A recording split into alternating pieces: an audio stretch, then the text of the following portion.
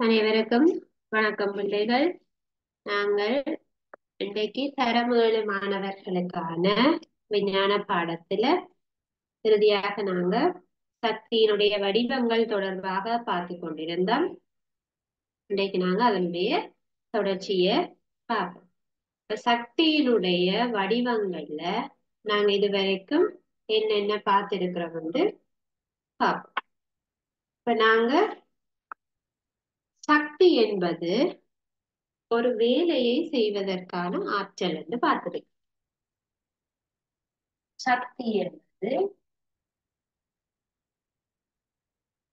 சக்தி என்பது ஒரு வேலையை செய்வதற்கான ஆற்றல். சரியா? அதுதான் சக்தி என்று சொல்லு. சக்தியை அளவிடுவதற்குரிய அலகு ஜூல் என்று சொல்லுவோம். ஜூல்.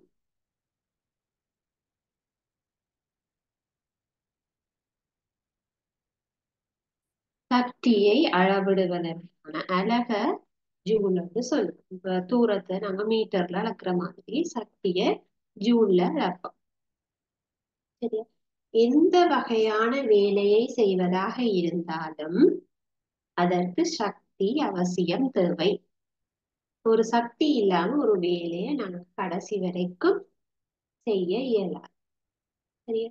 இதுவே ஒரு வேலையை செய்யற அளவு கூடவாக இருக்கிற சந்தர்ப்பத்துல அதுக்காக பயன்படுத்துற சக்தியும் கூடவாக இருக்கும்.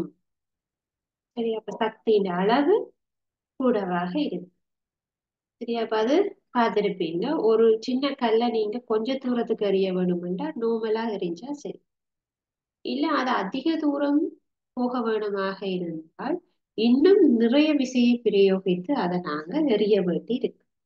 சரி, அதாவது முன்பை விட அதிகளவு சக்தியை பயன்படுத்திக்கல அது கூட தூரத்துக்கு போகும். அதாவது செய்யப்பட்ட வேலை கூட. சரியா?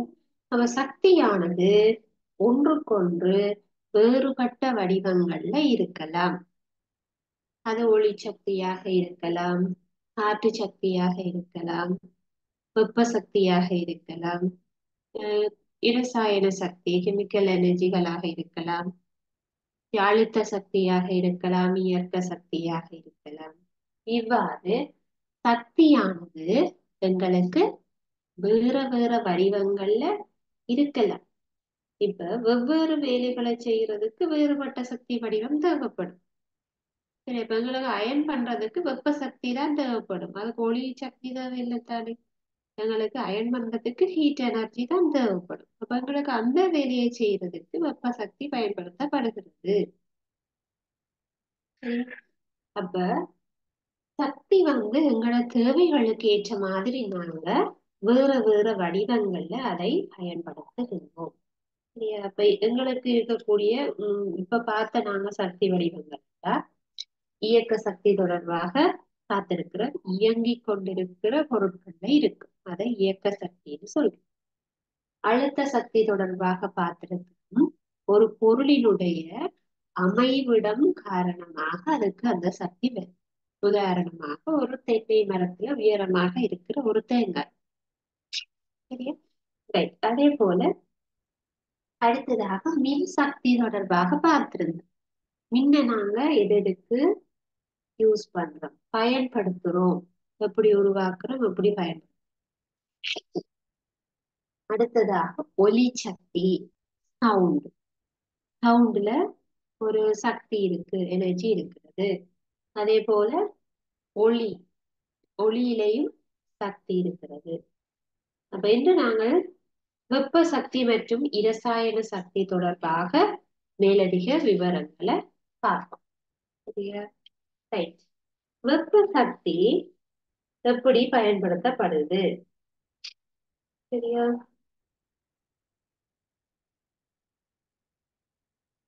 முதலாவது நாங்க வெப்பம் பற்றி பார்ப்போம். அடுத்ததாக நாங்க ரசாயன சக்தி பற்றி பார்ப்போம். அப்ப வெப்பம் என்றா உங்களுக்கு தெரியும், அது ஒரு அஹ், சக்தி தான். வெப்பம் என்றா ஒரு சக்தி. அப்ப அதை எங்களால உணர்ந்து கொள்ளக்கூடியதாக இருக்கும். பல வெப்பத்தை பயன்படுத்தி நாங்க என்னென்ன வேலைகளை செய்கிறோம். உணவு தயாரிப்பதற்காக வெப்பம் அவசியம் தேவை. சரியா? அதே மாதிரி உம் வேற என்னத்துக்கு வெப்பம் தேவை? அயன் பண்றதுக்கு வெப்பம் தேவை, உடலை சூடாக்குறதுக்கு வெப்பம். இப்ப எங்களுக்கு பொருட்களை உலர்த்துவதற்கு வெப்பம் தேவை. ரைட்? காய வைக்கிறதுக்கு வெப்பம் தேவை. அப்ப வெப்பமானது பயனுடைய வடிவங்கள்ல நாங்க பயன்படுத்துகிறோம். சரியா?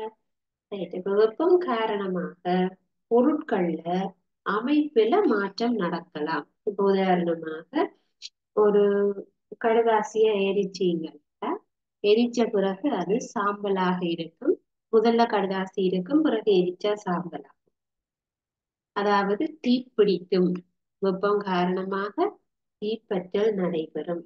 அதே போல நீரை சூடாக்கினா ஆவியாதல் நடைபெறும். நீர் தீ பற்றாது, நீர்ல தீ பிடிக்காது. ஆனா அதை நாங்க சூடாக்கினா ஆவியாக மாறும். சரியா? அப்ப அப்படி எங்களுக்கு இந்த வெப்ப சக்தியை பயன்படுத்தின ஏதோ ஒரு விளைவானது கட்டாயம் நடக்கும். சரியா?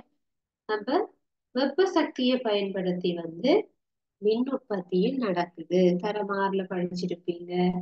புவியினுடைய வெப்பத்தை பயன்படுத்தி மின்னானது உற்பத்தி செய்யப்படும் என்று படிச்சிருப்பீங்க.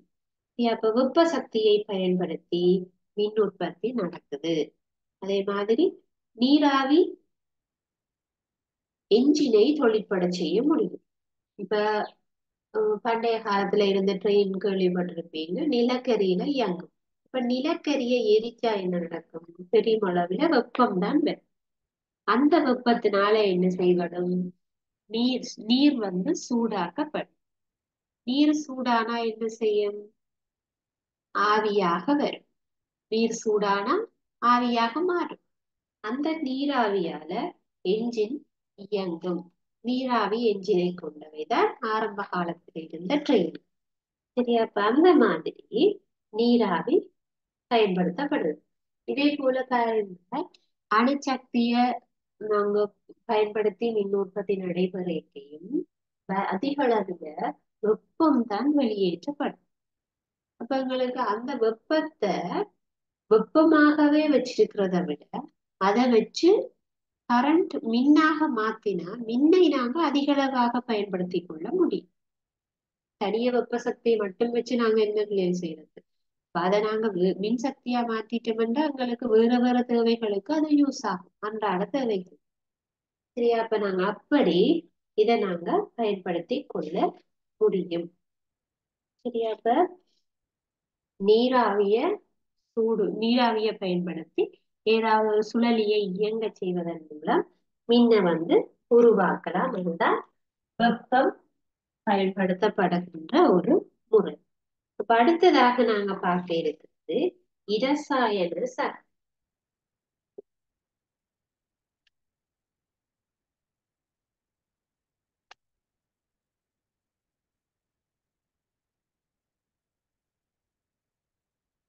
இரசாயன சக்தி தொடர்பானது. சரி. இரசாயன தொழிற்பாடுகள் மூலம் சக்தி பிறப்பிக்கிற செயல்முறை. அதாவது இரசாயன பொருட்கள் என்ன இப்ப பாருங்க, ஒரு பேட்டரியில இருந்து உங்களுக்கு எப்படி கரண்ட் வருதுன்னு நினைக்கிறீர்கள்? உங்களுக்கு ஒரு பேட்டரியில இருந்து எப்படி எங்களுக்கு கரண்ட் வருது? இந்த பேட்டரிக்குள்ள என்ன இருக்குது?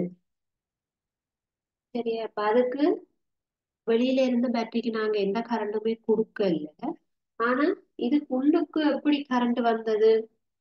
அப்ப இதுக்குள்ள ஏதோ ஒரு இரசாயன பொருள் இருக்குது. அந்த இரசாயன பொருள்ல இருந்துதான் உங்களுக்கு கரண்ட் உருவாகி இருக்குது சொல்றோம். அந்த இரசாயன பொருள்ல இருக்கிற சக்தியை இரசாயன சக்தி என்று சொல்லும். சரியா பிள்ளைகள்? அப்ப இரசாயன தொழிற்பாடுகள் மூலம் சக்தியை பிறப்பிப்பவற்றை நாங்க இரசாயன பொருட்கள் என்று சொல்லுவோம். இரசாயன தொழிற்பாடு மூலம், அதாவது ஏதோ ஒரு கெமிக்கல் ரியாக்ஷன் நடக்கிறதுனால சக்தி உருவாக்குற பொருட்களை இரசாயன பொருட்கள், கெமிக்கல்ஸ் சொல்லுவோம். சரியா? இது திண்மமாக இருக்கலாம், அல்லது திரவமாக இருக்கலாம், அல்லது வாயுவாக இருக்கலாம். திண்மமாக இருக்கலாம்,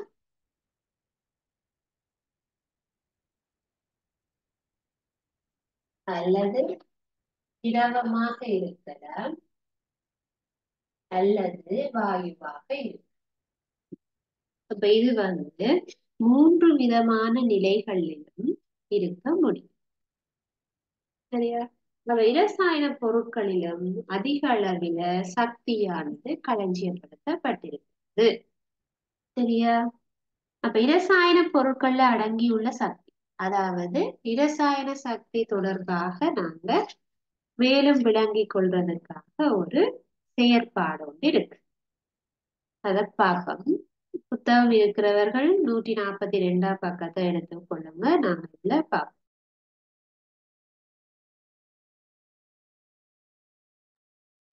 சரி, செயற்பாடு 7.13 எடுத்துக்கொள்ளுங்க. அதுல தேவையான பொருட்கள் சொல்லப்பட்டிருக்குது. மெழுகுவர்த்தி, தீப்பெட்டி, ஐதான ஐதரோ குளோரிக் அமிலம், மக்னீசிய நாடா துண்டுகள், பரிசோதனை குழாய், உலர் மின்கலம், மின் மோட்டார், தொடுக்கும் கம்பி. சரியா? அப்ப இவற்றை பயன்படுத்தி தான் நாங்க இந்த பரிசோதனையை செய்ய போறோம். இப்ப செய்முறையில பாருங்க, மெழுகுவர்த்தியை ஒளியூட்டி மேசை மீது பொருத்துங்கள். சரியா? அப்ப ஃபர்ஸ்ட் என்ன செய்யட்டாங்கன்னா,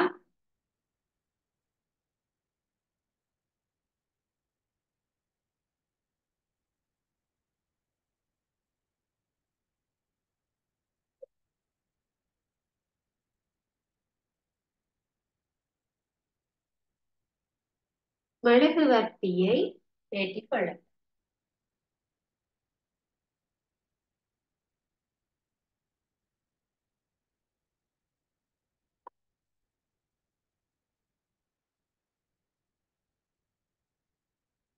ஒரு மெழுகுவர்த்திய ஏற்றி கொள்ளட்டா, அதை மேசையில வைத்துக் கொள்ள.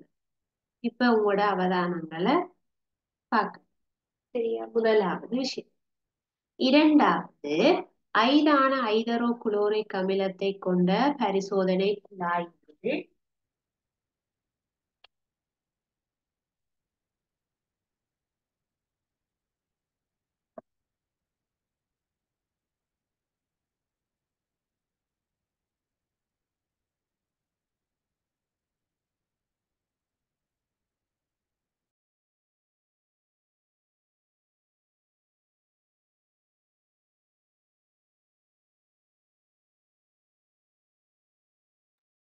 இது ஒரு பரிசோதனை குழாய். இதுக்குள்ள நாங்க ஐதான ஐதரோ குளோரிக்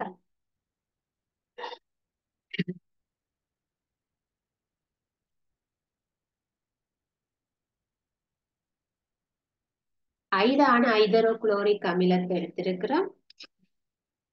இதுக்குள்ள மக்னீசிய நாடாவினுடைய துண்டுகள் பாத்தீங்கன்னா சிறிய துண்டுகள்ல உள்ளுக்கு போறோம்.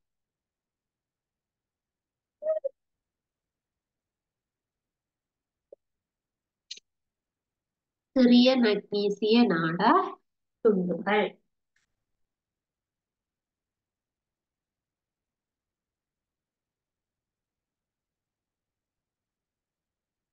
மக்னீசிய நாடாவை நாங்க எம்ஜி என்று குறிச்சு கொள்வோமே. சரி, இரண்டாவது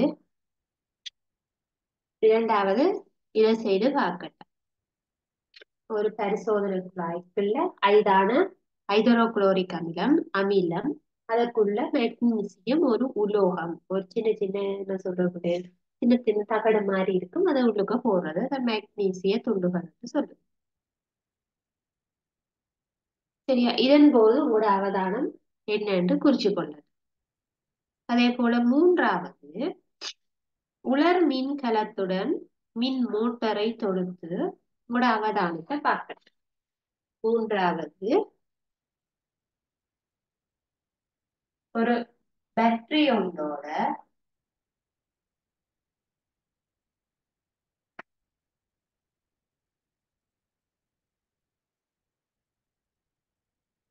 மோட்டர் ஒண்ட கொடுத்து கொள்ள.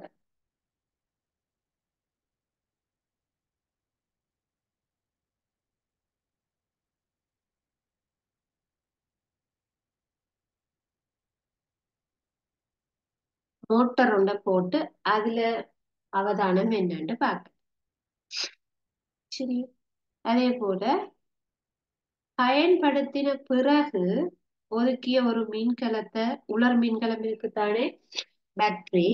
அந்த பேட்டரிய நெடுக்காக வெட்டி, அதாவது பேட்டரிய நாங்க வெட்டினாப்புல பாதியாக ஒரு பேட்டரி கிடைக்கும். அந்த பேட்டரிய வெட்டி அதுக்குள்ள என்ன இருக்குன்னு பார்க்க. சரியா? அப்ப பாக்குறோம். இப்ப இந்த மூன்றுலையும் அவதானம் என்ன? அதாவது முதலாவதுல மெழுகுவர்த்தி, இரண்டாவது ஹைட்ரோகுளோரிக் அமிலம் மைக்னீசிய நாடா, அதுல என்ன இருக்கு, உலர் மின்கலத்துல என்ன இருக்கு. இந்த மூன்றுலையுமே இருக்கிறது இரசாயன சக்தி. மூன்றுலையும், இந்த மூன்று பரிசோதனைகள்லையும் எங்களுடைய அவதானம் உங்களுக்கு தெரியும். இதை நாங்க மெழுகுவர்த்தியை எரிய வச்சா அது உருகுது. மெழுகுவர்த்தி எரியும் பொழுது மெழுகு, இதுல நாங்க வச்சிருக்கிறது மெழுகு, அது உருகுது சொல்லுது. சரி, அதே போல இரண்டாவது பரிசோதனையில இந்த பரிசோதனை குழாய்க்குள்ள ஹைட்ரோகுளோரிக் அமிலத்தை எடுத்த போது அதை பேசாம ஹைட்ரோகுளோரிக் அமிலம் தண்ணி கேட்க நார்மலா இருக்கு. தண்ணி மாதிரி தான் இருக்கு, முதல் கரைச்சு அது தண்ணி மாதிரி இருக்கு, ஆனா அமிலம் அப்படியே இருக்கு. அதுக்குள்ள மெக்னீசிய நாடா துண்டுகளை போட அதுல இருந்து வாயு வந்து வெளியேறும். இந்த மெக்னீசிய நாடா இதனோட சேர்ந்து தாக்கத்துல ஈடுபட்டு ஒரு வாயு வந்து வெளியேறுவதை பார்க்கலாம். அதாவது ஹைட்ரஜன் வாயு வந்து வெளியேற்றப்படும். அப்ப அங்க இது ரெண்டும் சேர்ந்து தாக்கம் அடையுது. அதைத்தான் சொல்லுவோம் இரசாயன தாக்கம் ஒன்று நடக்குது. சரியா? அப்ப அது இதுல ஏதோ ஒரு சக்தி மாற்றம் ஒன்று நடக்குது. அதனால சக்தி இருக்கிறபடியாத்தான் அது ரெண்டுமே தாக்கத்துல ஈடுபடுகிறது. ஆகவே இங்க இரசாயன சக்தி இருக்குது. அது பின்பும் திரவம் ரெண்டும் சேர்ந்திருக்கு. மெக்னீசிய துண்டுகள் திண்மமாக இருக்குது. ஐதான சல்பூரிக் ஹைட்ரோகுளோரிக் அமிலம் திரவ நிலையில் இருக்குது. அப்ப ரெண்டு விதமாகவும் இருக்கலாம். சரியா? பாருங்க, மூன்றாவதுல பேட்டரியில இருந்து கரண்ட் வருது, மோட்டரியன். அப்ப எங்களுக்கு பேட்டரியில இருக்கிற சக்தி இரசாயன சக்தி. ஆகவே இந்த மூன்று சந்தர்ப்பங்களிலும் பயன்படுத்தப்பட்ட சக்தி எது? இரசாயன சக்தி. அப்ப இரசாயன சக்தியை பயன்படுத்தி நாங்க வேலைகளை செய்ய முடியும். சரியா? அப்ப நாங்க பயன்படுத்துற எந்த எந்த பொருட்கள் அல்லது எது இதுல இரசாயன சக்தி இருக்குது யோசிச்சு பாருங்க. நாங்க சாப்பிடுகின்ற சாப்பாட்டிலேயே முதல் இரசாயன சக்தி தான் இருக்கு. இரசாயன சக்தி எங்கெங்க இருக்குது பா.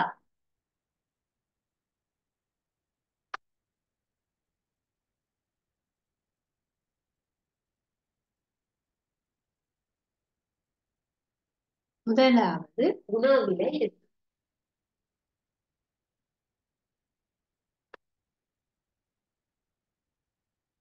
உணவு, அதாவது நாங்க சாப்பிடுற சாப்பாடு. அப்ப பாருங்க, சாப்பாட்டுல இருக்கிற சக்தியத்தான் நாங்க எடுத்துக்கொள்றோம். நாங்க என்ன மின் சக்தியவா சாப்பிடுறோம்? இல்ல. ஆனா நாங்கள் உணவு சாப்பிடுறோம். உணவுல என்ன சக்தி இருக்கு? உணவுக்குள்ள கரண்டா இருக்குது? இல்ல. அப்ப அது வந்து இரசாயன சக்தியாக சேமிச்சு வச்சிருக்கு. சூரியன்ல இருந்து வந்த ஒளி சக்தியானது உணவாக மாற்றப்பட்டிருக்குது. அதுல இரசாயன சக்தி இருக்கு. இதைத்தான் நாங்க சாப்பிட்டு எங்களுக்குள்ள இரசாயன சக்தியை வச்சு கொண்டிருக்கிறோம். அதன் மூலம் வேலை செய்கிறோம். சரியா? அப்ப எல்லா விதமான உணவுப் பொருட்களிலும் இருக்கிற சக்தி இரசாயன சக்தி. சரியா? அதே மாதிரி நாங்க பயன்படுத்துற மண்ணெண்ணெய். அப்ப மண்ணெண்ணெய், பெட்ரோல், டீசல் அது மாதிரி எரிபொருள் எல்லாமே இரசாயன சக்திக்குரியவை. சரியா? அப்ப எரிபொருட்கள்,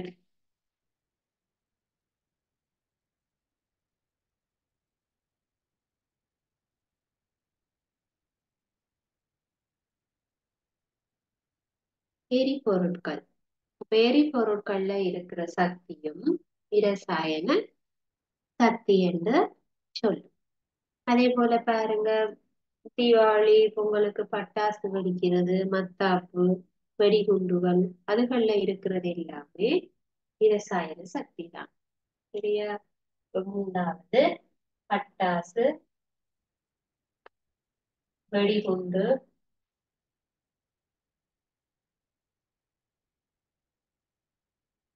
அதுகள்ல இருக்கக்கூடிய சக்தியும் இரசாயன சக்தி. அதே போல பிள்ளைகளை நாங்க பயன்படுத்துற விறகுல இருக்கக்கூடியதும், சரியா, விறகுல இருக்கக்கூடியது இரசாயன சக்தி தான். சரியா? அப்ப எங்களுக்கு இரசாயன சக்தி பயன்பாட்டுல இருக்குது. நாங்க ஒளிய மட்டும் சக்தியை பயன்படுத்தல, ஒளி சக்தியை மட்டும் பயன்படுத்தல, காற்று சக்தியையோ அல்லது இயக்க சக்தியையோ மட்டும் பயன்படுத்த, இந்த ரசாயன சக்தியை நாங்க பிரதானமாக யூஸ் பண்ணி கொண்டிருக்கிறோம். சரி, அப்ப நாங்க இதுவரைக்கும் படிச்ச சக்தி முதல்கள் தான் இருக்குதா, இல்ல வேற வேற சக்தி முதல்கள் இருக்குதான்னு கேட்டா, வெவ்வேறான சக்தி வடிவங்கள் இன்னும் இருக்கிறது. இப்ப எங்களுக்கு தெரிஞ்ச வரைக்கும், இப்ப நாங்க படிச்ச காற்று, மின் சக்தி, ரசாயன சக்தி, அழுத்த சக்தி, இயக்க சக்தி, ஒளி சக்தி போன்றவை மட்டும்தான் இருக்கான்னு கேட்டா இல்ல, இதை விட நிறைய சக்தி வடிவங்கள் இருக்குது. சரியா பிள்ளைகள்? அப்ப நாங்க இன்றைக்கு படிச்ச விஷயம் இதுதான், இரசாயன சக்தி. அப்ப இரசாயன சக்தின்னா என்னது? இரசாயன சக்தியை தரக்கூடிய பொருட்கள்ல இருந்து கிடைக்கும். அதை நாங்க இரசாயன பொருட்கள் என்று சொல்லுவோம். உதாரணமாக ஐதானு ஐதரோகுளோரிக் அமிலம் என்பது ஒரு இரசாயன பொருள். சரியா? ஒரு மெக்னீசியம் துண்டு என்பது ஒரு இரசாயன பொருள். அப்போ ஒரு பேட்டரியை நாங்க வெட்டி பார்த்தா தெரியும் இல்லையா, உள்ளுக்கு ஒரு கார்பன் போல் இருக்கும், நாக உரை இருக்கும், உள்ளுக்குள்ள கரி தூள் மாதிரி ஒன்று இருக்கும், அலுமினிய வெளிப்பக்கம் உரை இருக்கும். இவ்வாறு உள்ளுக்குள்ள சில கெமிக்கல்ஸ் இருக்கும். அதைத்தான் நாங்க இரசாயன பொருள் என்று சொல்லுறோம். அதுல இருந்துதான் எங்களுக்கு கரண்ட் உருவாகும். நம்ம பேட்டரிய ஒரு தடவை தான் யூஸ் பண்ணுவோம். அப்ப அதுல இருக்கிற சக்தியை நாங்க ஃபுல்லா எடுத்துட்டோம்னா திரும்ப அதுல சக்தி இருக்காது.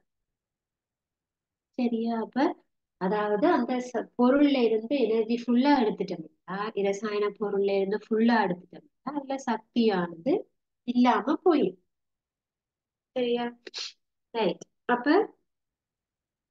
பாருங்க, ஒரு மெழுகுவர்த்தி எரியேக்க மெழுகு என்பது ஒரு இரசாயன பொருள்.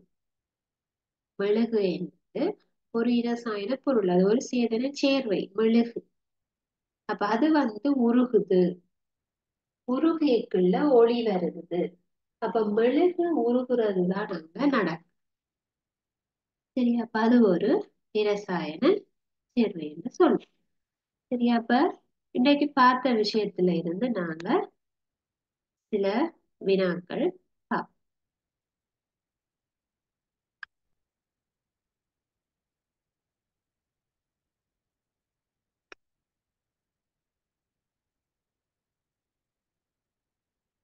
வினாக்கள் எழுதி கொள்ளுங்க.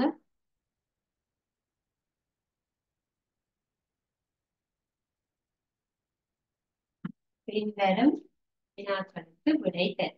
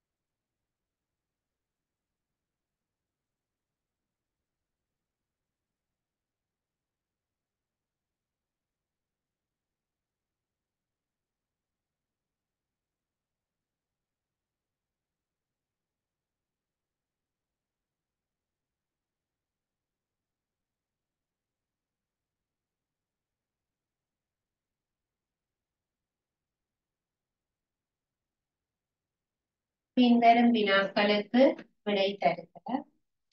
முதலாவது,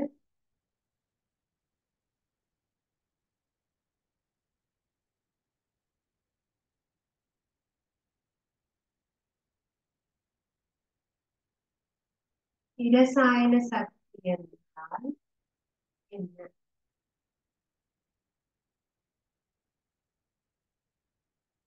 இரசாயன சக்தி என்றால்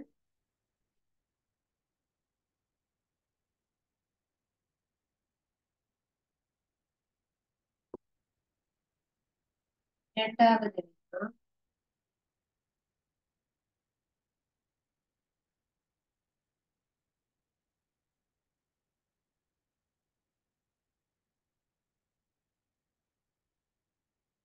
உனக்கு தெரிந்த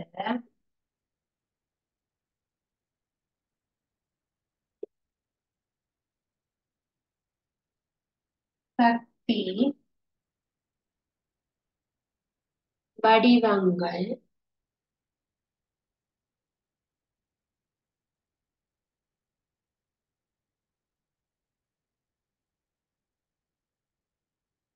உங்களுக்கு தெரிந்த சக்தி வடிவங்கள் நான்கு தருக.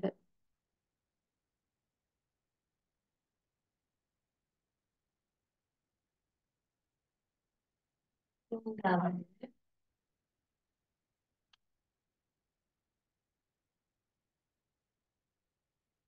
வினா,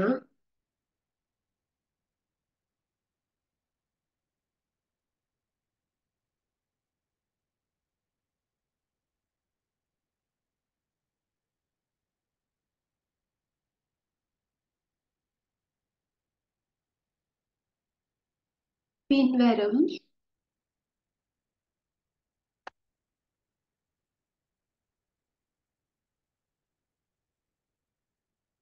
உபகரணங்களில்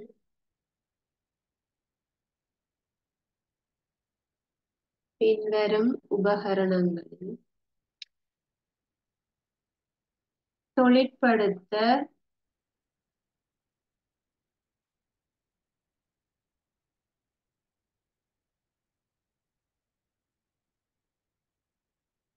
தொழிற்படுத்த பயன்படுத்தப்பட்ட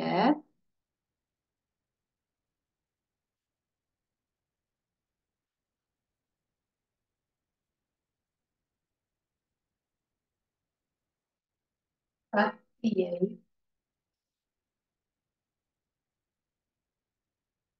எழுதுக.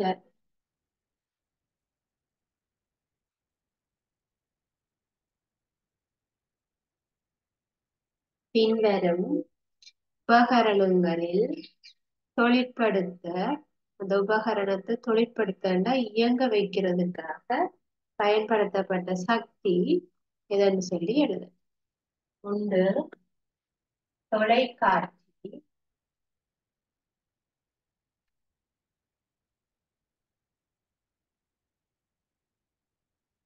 இரண்டு கடிகாரம்,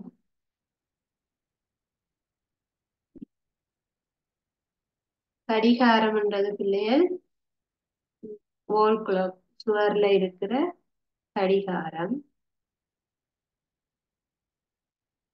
அடுத்தது நீர்மின் உற்பத்தி,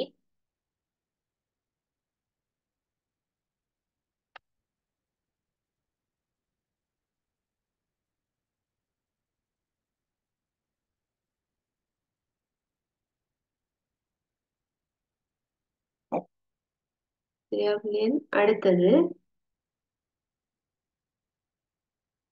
மின்குமிழ்.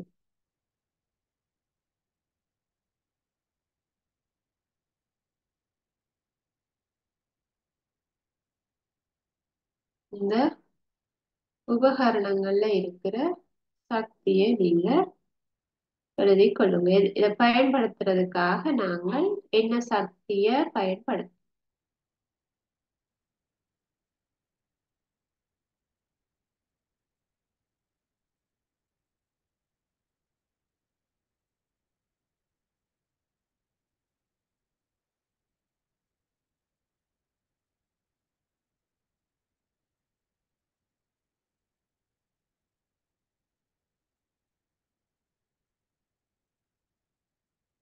முதலாவது கேள்வி, இரசாயன சக்தி என்றால் என்ன?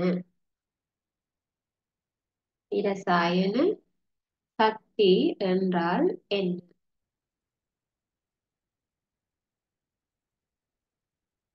இரண்டாவது வினா, உங்களுக்கு தெரிந்த சக்தி வடிவங்கள் 4 தருக. உங்களுக்கு தெரிந்த சக்தி வடிவங்கள் 4 தருக.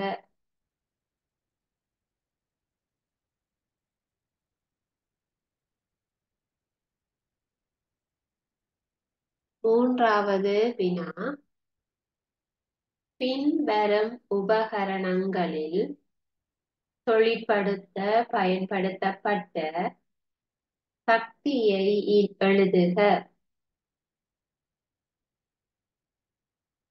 பின்வரும் உபகரணங்களில் தொழிற்படுத்த பயன்படுத்தப்பட்ட சக்தியை எழுதுக. முதலாவது தொலைக்காட்சி, இரண்டாவது கடிகாரம், மூன்றாவது நீர்மின் உற்பத்தி, நான்காவது மின்குமிழ். நீர்மின் உற்பத்தி நிலையம், நிலையத்தில் இருக்கிற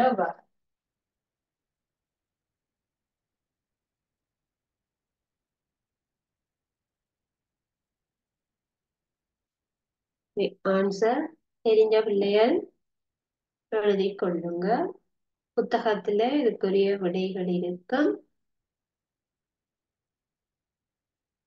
புத்தகம் இருக்கிறார்கள், வாசிச்சு எழுதிக் கொள்ளுங்க.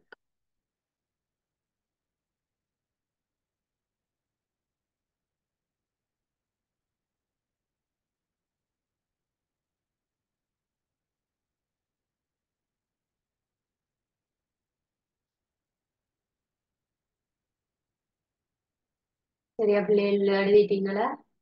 இரசாயன சக்தி என்றால் என்ன? இரசாயன பொருட்களில் களஞ்சியப்படுத்தப்பட்டுள்ள சக்தி இரசாயன சக்தி எனப்படும். இரசாயன பொருட்களில் களஞ்சியப்படுத்தப்பட்டுள்ள, களஞ்சியப்படுத்தப்பட்டுள்ள என்று சொல்ல அல்லது அடங்கியுள்ள சக்தி என்றும் சொல்லும். இரசாயன பொருட்களில் அடங்கியுள்ள சக்தி இரசாயன சக்தி என அழைக்கப்படும். அல்லது இரசாயன பொருட்களில் களஞ்சியப்படுத்தப்பட்டுள்ள சக்தி இரசாயன சக்தி எனப்படும். இரசாயன சக்தி, இரசாயன பொருட்களில் அடங்கியுள்ள சக்தி. இரண்டாவது பாருங்க, இரசாயன சக்தி சரியா எழுதியிருப்பீங்கன்னு நினைக்கிறேன். இரண்டாவது, உங்களுக்கு தெரிந்த சக்தி வடிவங்கள் 4. அப்ப இந்த பாடத்திலேயே நாங்க 7 8 சக்தி வடிவத்தை பார்த்திருக்கிறோம். அப்ப அதுல இருந்து நாங்க உங்களுக்கு ஞாபகத்துல இருக்கக்கூடிய ஏதாவது 4 சக்தி வடிவங்கள் எழுதினால் போதும். இப்ப நாங்க என்னென்ன சக்தி வடிவங்கள் பார்த்திருக்கிறோம்? இந்த பாடத்திலேயே நாங்க இயக்க சக்தி பார்த்திருக்கிறோம், அழுத்த சக்தி தொடர்பாக பார்த்திருக்கிறோம், மின் சக்தி பற்றி பார்த்தோம், ஒலி சக்தி பற்றி பார்த்திருக்கிறோம், வெப்ப சக்தி பற்றி பார்த்தோம், ஒளி சக்தி பற்றி பார்த்திருக்கிறோம், இரசாயன சக்தி தொடர்பாக பார்த்திருக்கிறோம். இப்ப நாங்க 7 சக்தி வடிவங்கள் பற்றி பார்த்திருக்கிறோம். இந்த 7லையும் ஏதாவது நான் இயக்க சக்தி, அழுத்த சக்தி, மின் சக்தி, ஒளி சக்தி, ஒலி சக்தி, வெப்ப சக்தி, இரசாயன சக்தி. இவை ஒவ்வொன்றும் சக்தியின் வடிவங்களாக இருக்கு. சரியா? அப்ப இந்த வடிவங்கள்ல ஏதாவது 4 வடிவங்கள் எழுதியிருப்பேன். 3வது வினாவில பாருங்க, பின்வரும் உபகரணங்கள்ல தொழிற்படுத்த என்பதற்குரிய அர்த்தம் இயங்க செய்வது, இயங்க வைப்பதற்கு தான் தொழிற்படுத்த என்பதற்குரிய மீனிங். அப்ப இயங்க வைக்கிறதுக்கு பயன்படுத்தின சக்தி என்ன, அது வேலை செய்ய வேணும்னா அதுக்கு என்ன சக்தி கொடுக்க வேணும். இப்ப பாருங்க, தொலைக்காட்சி. அப்ப டிவி எல்லா நேரமும் வேலை செய்யுமா? கரண்ட் இல்லாத டைம்ல டிவி வேலை செய்யுமா? இல்ல. அப்ப தொலைக்காட்சியை இயங்குவதற்கு அல்லது தொழிற்படுத்துவதற்கு மின் சக்தி பயன்படுத்தப்படும். அப்ப தொலைக்காட்சிக்கு பக்கத்துல அல்லது டேஷ் பண்ணிட்டு மின் சக்தி போட்டுக்கணும். அதே போல 2வது கடிகாரம். அப்ப வோல்ல குழவி இருக்கிற அந்த வோல் பிளக்குக்கு நாங்க என்ன போடுறது? பேட்டரி. அப்ப பேட்டரியில இருக்கிறது என்ன சக்தி? இரசாயன சக்தி. இரசாயன சக்தி தானே பிள்ளைகள் பேட்டரிக்குள்ள இருக்கு. இதுக்கு டேஷ் பண்ணி கடிகாரம் இயங்குவது இரசாயன சக்தி.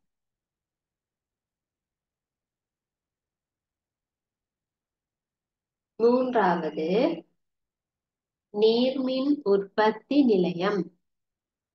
அப்ப நீர்மின் உற்பத்தி நிலையம் என்ன செய்யுது? அங்க என்ன சக்தி பயன்படுது? நீரினுடைய இயக்க சக்தி. பாய்ந்து வருகின்ற நீர், பாய்கின்ற நீர்ல என்ன சக்தி இருக்கும்? இயங்குது. தண்ணி இயங்குது. ஆகவே அதுல இயக்க சக்தி இருக்கும். பாய்ந்து வருகின்ற நீர்ல அதுல இருந்துதானே பிள்ளைகள் நீர்மின் உற்பத்தி நடைபெறும். அப்ப தண்ணி சும்மா இருந்தா அந்த தண்ணியில எந்த சக்தியும் கிடையாது. அப்போ ஒரு உயரமான இடத்துல இருந்து பாய்ந்து வருகிற நீருக்கு சக்தி அதிகமாக இருக்கு. அப்ப பாய்ந்து வருகுதுண்டா அது இயங்குது. ஒரு இயங்கும் பொருள் கொண்டுள்ள சக்தியானது இயக்க சக்தி என்று அழைக்கப்படும். அப்ப எங்களுக்கு நீர்மின் உற்பத்தி நிலையத்துல எந்த சக்தி பயன்படுகிறது கேட்டிருந்தால் இயக்க சக்தி, நீரினுடைய இயக்க சக்தி. பாயும் நீர்ல இயக்க சக்தி இருக்கு. 4வது மின்குமிழ். இப்ப பல்புகள் ஒளிர வேண்டுமாக இருந்தால் அதுக்கு மின் சக்தி அவசியமானது. ஆகவே மின் குமிழை இயங்க செய்வதற்கு மின் சக்தி பயன்படுத்தப்படும். சரியா? அப்ப இந்த 3 வினாக்களுக்கும் உங்களுக்கு விடையளிப்பது இலகுவானதாக இருக்கும். இதுல இன்றைக்கு நாங்க படிச்ச இரசாயன சக்தி, வெப்ப சக்தி தொடர்பான விடயங்கள்ல உங்களுக்கு ஏதாவது சந்தேகம் இருந்தா நீங்க கேட்கலாம்.